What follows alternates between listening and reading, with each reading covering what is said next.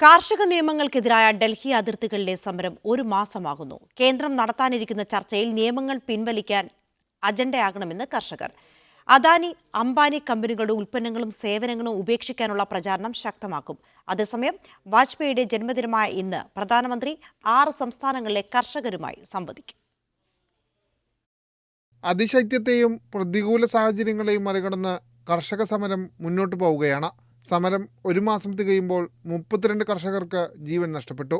നിയമങ്ങൾ പിൻവലിക്കും വരെ സമരമെന്ന ഉറച്ച നിലപാടിലാണ് കർഷകർ. കേന്ദ്രം നടത്താനിരിക്കുന്ന ചർച്ചയിൽ നിയമങ്ങൾ പിൻവലിക്കൽ അജണ്ടയാക്കണമെന്നാണ് കർഷകരുടെ ആവശ്യം. ഉന്നയിക്കുന്ന ആവശ്യങ്ങൾ കേന്ദ്രം പരിഗണിക്കുന്നില്ലെന്നും കർഷകർ ആരോപിച്ചു. സമരം ശക്തമാക്കുന്നതിന്റെ ഭാഗമായി ഇന്നു മുതൽ 27 വരെ ഹരിയാനയിലെ ടോൾ പ്ലാസകളിൽ പിരിവ് അനുവദിക്കില്ല.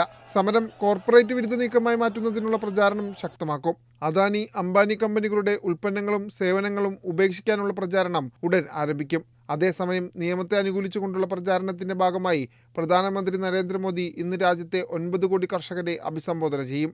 6 സംസ്ഥാനങ്ങളിലെ തെരഞ്ഞെടുത്ത കർഷകരുമായാണ് സംവദിക്കൽ. 9 കോടി കർഷകർക്ക് പ്രധാനമന്ത്രി കിസാൻ പദ്ധതിയുടെ കീഴിൽ 18,000 കോടി നൽകുമെന്നും പ്രഖ്യാപിച്ചിരുന്നു. UP BJP 2500 ഇടങ്ങളിൽ കിസാൻ സംവാദ് സംഘടിപ്പിക്കും.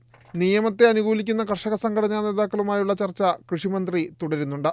മീഡിയ 1, ഡൽഹി.